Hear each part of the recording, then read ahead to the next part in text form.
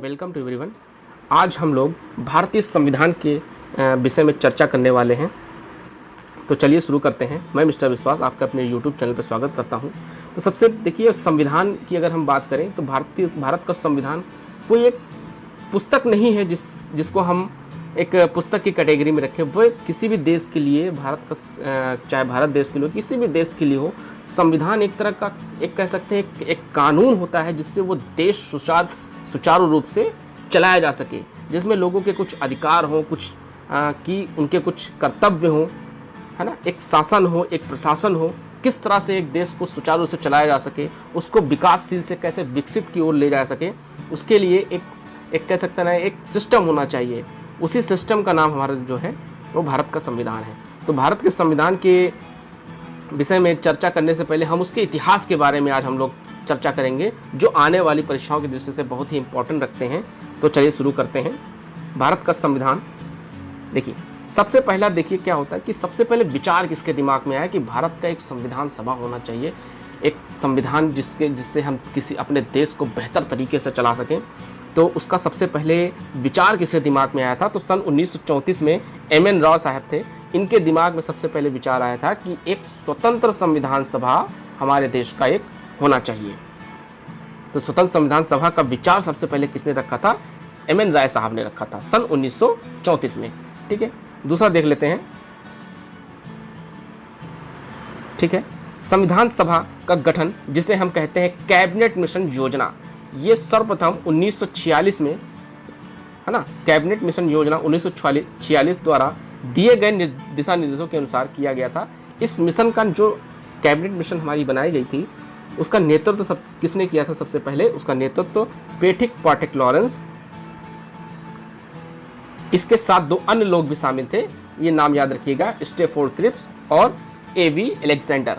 तो हमारे जो कैबिनेट मिशन था उसका नेतृत्व किन लोगों ने किया था? 3 लोगों ने किया था, जिनके नाम है पेट्रिक लॉरेंस, स्टेफोर्ड क्रिप्स और ए.वी. अलेक्जेंडर। इसके अलावा अगला पॉइंट देख लेते हैं। विधानसभा की जो कुल संख्या थी उस टाइम क्या निर्धारित की गई थी? 389 थी। हालांकि विभाजन के बाद, विभाजन की बात यहाँ अगर हम करें तो इंडिया पाकिस्तान की जो बात है हमारी, उसके विभाजन के बाद केवल कितनी रह गई थी? 299। तो ये इंपॉर्टेंट यहाँ पे हो जाता है कि विभाजन से पहले विधानसभा की कुल संख्या पहले कितनी थी? 389, और विभाजन के बाद कितनी रह गई थी? 299, है ना। अगला पॉइंट देख लेते हैं। ठीक है, विधानसभा बनने के लिए चुनाव जो होता है वो अगस्त 1946 में हुए और नवंबर 1946 तक इस प्रक्रिया का कार्य शुरू हो गया था। विधानसभा की अगर हम कहें तो पहली बैठक 9 दिसंबर 1946 को 11 बजे हुई थी, और जिसमें कुल कितने सदस्य थे? 211 सदस्य जो है उपस्थित थे। 299 में से 211 सदस्य ही उपस्थित थे। तो ये एक यहाँ पे एक इम्पॉर्टेंट पॉइंट बन जाता है। दूसरा देखिए, उस जो संविधान सभा की गठित हुई थी उस समय क्या था? डॉक्टर सच्चिदानंद पहले अस्थायी सदस्य के रूप में बनाए गए थे। हम लोग जानते हैं कि सच्चिदानंद उस समय सबसे पढ़े लिखे हुए बुजुर्ग व्यक्ति थे, जिस कारण उन्हें अस्थायी बनाया गया था। ठीक है, इसमें देखिए पॉइंट क्या लिखा हुआ है कि डॉक्टर सच्चिदानंद सिन्हा फ्रेंच अभ्यास के बाद विधानसभा के अस्थायी अध्यक्ष बने थे। उसके बाद 11 दिसंबर 1946 को डॉक्टर राजेंद्र प्रसाद और एच.सी. मुखर्जी को क्रमशः राष्ट्रपति और अध्यक्ष के रूप में चुना गया था। ठीक है, सर बी एन राव को संवैधानिक सलाहकार के रूप में चुना गया था। हमारे ये एक बहुत ही जाना माना क्वेश्चन है कि संविधान का जो सलाहकार कौन था उस वक्त? कौन था? हमारा डॉक्टर बी.एन. राव सर हमारे थे। ठीक है, उसके बाद अगला क्या पॉइंट है? 13 दिसंबर 1946 को पंडित नेहरू जी ने संविधान का उद्देश्य प्रस्तावना में प्रस्तुत किया था, जो 22 जनवरी 1947 को पारित किया गया था। इसकी जो एक खास बात थी नेहरू जी की हमारी, वो क्या था कि भारत एक पूर्ण गणराज्य होगा जो स्वयं अपना संविधान बनाएगा। बहुत यहाँ पे खास बात रखने वाली कि उसकी जो मेन हेडलाइन क्या थी वो हमारी ये थी कि भारत एक पूर्ण गणराज्य होगा जो स्वयं अपना संविधान बनाएगा। उसके बाद देखिए क्या है, संविधान सभा ने मई 1949 में भारत की राष्ट्रमंडल की सदस्यता की पुष्टि की। साथ ही देखिए यहाँ पे क्या इंपॉर्टेंट पॉइंट है कि 24 जनवरी 1950 को राष्ट्रीय गीत और राष्ट्रगान स्वीकार किया गया था।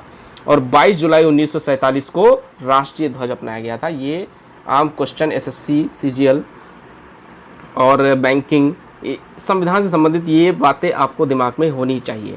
ठीक है, 24 जुलाई 1950 को राष्ट्रीय गीत और राष्ट्रगान स्वीकार किया गया था और 22 जुलाई 1947 को हमारा राष्ट्रीय ध्वज अपनाया गया था। ठीक है, आगे पॉइंट देख लेते हैं कि 11 सत्रों के लिए विधानसभा की बैठक हुई। अंतिम प्रारूप तैयार करने के लिए कितने समय लगा था? 2 साल 11 महीने 18 दिन। ये आप लोगों को याद ही होगा, लगे थे। इसके आगे इसकी खास बात क्या थी कि कुल में 141 दिन बैठे थे। मतलब इतना समय तो लगा ही था, लेकिन बैठक कितनी हुई थी? 141 दिन बैठक हुई थी, जिसमें से और क्या था, 114 दिन के लिए प्रारूप संविधान का विचार किया गया था। 114 दिन का समय पूरा लगा था कि हमारे संविधान का प्रारूप कैसा होगा। और कुल धनराशि 64 लाख रुपए उस समय की थी। हालांकि इस समय के हिसाब से देखा जाए कम है, लेकिन उस समय अगर देखा जाए 1947 के हिसाब से तो 64 लाख बहुत थे। ठीक है, अगला पॉइंट देख लेते हैं। विधानसभा में 15 महिला सदस्य थी। ये बहुत इंपॉर्टेंट क्वेश्चन बन जाता है आपका कि कितने महिला सदस्य थे आपके विधानसभा जो आपकी गठित हुई थी 299 में। तो 15 केवल महिला सदस्य थी। हालांकि कह सकते हैं कि कम है, लेकिन इम्पॉर्टेंट क्वेश्चन की दृष्टि से हम समझेंगे कि 15 महिला सदस्य थी, जो विभाजन के बाद केवल मात्र कितनी रह गई थी? 9 रह गई थी। ठीक है, और प्रारूप समिति के सदस्य की बात कर लें तो कौन कौन सदस्य थे? हमारे अंबेडकर साहब थे, जो हमारे अध्यक्ष थे, कैप्टन कह सकते हैं इनको। कृष्ण स्वामी अय्यर थे और doctor KM. Munshi ji, N. Gopal Iyer, ठीक है, और सैयद मोहम्मद सादुल्ला और एन. माधवराव और टी. कृष्णमाचारी। ये हमारे प्रारूप समिति के ये सदस्य थे।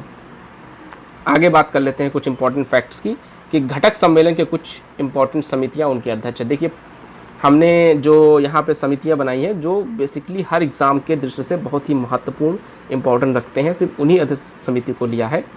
तो यहाँ पे एक नज़र मार लेते हैं कि केंद्रीय शक्ति समिति हमारे जवाहरलाल पंडित जी के पास थी। इसके अलावा इनके पास कितनी थी? संघीय। तो ये 2 डिपार्टमेंट इनको मिला हुआ था, एक केंद्रीय शक्ति समिति और दूसरा संघीय संविधान समिति।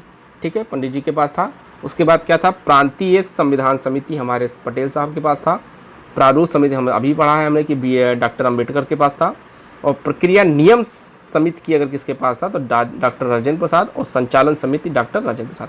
तो देखिए, नेहरू जी के पास 2 समितियाँ थीं और राजेंद्र प्रसाद के पास 2 समितियाँ थीं। ठीक है, ये इंपॉर्टेंट बन जाता है आपके लिए। और थोड़ी सी जानकारी इकट्ठा कर लेते हैं हम लोग। ठीक है, संविधान का अंतिम प्रारूप जो हमारा कह सकते हैं अंतिम जो रूप तैयार किया गया था, जिसको हम संविधान दिवस के रूप में मनाते हैं, वो क्या था? 26 नवंबर 1949 था। ध्यान रखिएगा, यहाँ 26 जनवरी की बात नहीं होगी। अगर संविधान दिवस की बात होगी, आपके दिमाग में 26 जनवरी आ रहा होगा, लेकिन संविधान दिवस जो था हमारा, वो संविधान का अंतिम प्रारूप था। वो कब मनाया गया था या कब अपनाया गया था? वो 26 नवंबर 1949 को अपनाया गया था, जिसमें 8 कार्यक्रम, 22 भाग और 395 लेख शामिल किए गए थे। ये बात आप ध्यान रखिएगा। आगे चलते हैं। संविधान सभा की प्रस्तावना। देखिए, प्रस्तावना क्या होता है? हमारे जो संविधान निर्माण किया गया था, एक तरह का हमारी कह सकते हैं एक आत्मा के रूप में, एक नींव के रूप में, एक इंडेक्स के रूप में, जिसमें मेन कंटेंट हमारे की होता नहीं कि पूरी किताब पढ़ने से अच्छा है कि उस एक पेज को पढ़ लिया जाए, जिससे हमें उस किताब के हिस्ट्री के बारे में पता लग जाए कि उस किताब के बारे में क्या है। तो उसी को ही प्रस्तावना, आत्मा, नींव कह सकते हैं। ठीक है, उसके बारे में जान लेते हैं। देखिए, क्या यहाँ पे पॉइंट है कि अमेरिका का संविधान प्रस्तावना के साथ शुरू होने का पहला संविधान था। ये पहला संविधान अमेरिका का था जिसमें प्रस्तावना की चर्चा की थी। ठीक है, दूसरा पॉइंट है कि N.A. पालीवाला ने प्रस्तावना को संविधान का पहचान पत्र कहा। यहाँ एक इंपॉर्टेंट क्वेश्चन बन जाता है कि संविधान का पहचान, identity proof of Indian constitution, ये किसने कहा था? वो N.A. पालीवाला ने कहा था। ठीक है, अगला पॉइंट है कि इस प्रस्तावना में केवल एक बार संशोधन किया गया है। कब किया गया? 1946 के 42वें संशोधन अधिनियम द्वारा किया गया था। इस संविधान में 3 नए शब्द जोड़े गए थे। बहुत इंपॉर्टेंट क्वेश्चन रखता है, कौन कौन से 3 शब्द थे? समाजवादी, धर्मनिरपेक्षता और अखंडता को शामिल किया गया था। ये हमारे बाद में शामिल किए गए हैं। ठीक है, अगला है कि देखिए, कोर्ट के तहत हमारा सुप्रीम कोर्ट है उसके तहत कुछ मामले हैं जिनके साथ सुप्रीम कोर्ट ने संविधान के प्रस्तावना में एक महत्वपूर्ण निर्णय दिया है। ये भी हमारे आने वाले एग्ज़ाम की दृष्टि से बहुत इंपॉर्टेंट लगता है। तो पहला देखिए क्या मामला था कि बरूभाड़ी संघ मामला 1960 में क्या कहा था सुप्रीम कोर्ट ने कि प्रस्तावना संविधान का हिस्सा नहीं है। ध्यान रखिएगा कि प्रस्तावना संविधान का हिस्सा सुप्रीम कोर्ट ने किस एक्ट के मामले में कहा था? बरूभाड़ी संघ मामला 1960 में। ठीक है। दूसरा देखिए सुप्रीम कोर्ट ने क्या कहा था कि केशवानंद भारती मामला 1973 में क्या कहा था सुप्रीम कोर्ट ने कि सुप्रीम कोर्ट ने पहले राय को खारिज किया, उसके बाद कहा कि प्रस्तावना संविधान का हिस्सा है। तो दो मामले यहाँ पे बहुत इंपॉर्टेंट रखते हैं कि बरूभाड़ी संघ मामला में कहा था कि प्रस्तावना संविधान का हिस्सा नहीं है और केशवानंद भारती मामला में सुप्रीम कोर्ट ने कहा था कि प्रस्तावना संविधान का हिस्सा है। देखिए अगला इंपॉर्टेंट पॉइंट देख लेते हैं कि प्रस्तावना ना तो विधानमंडल की शक्ति का स्रोत है और ना ही विधायकों के अधिकारों पर आधारित प्रतिबंध है। प्रस्तावना के प्रावधान कोर्ट ऑफ लॉ में लागू नहीं, अर्थात यह पूरी तरह से गैर न्याय संगत है।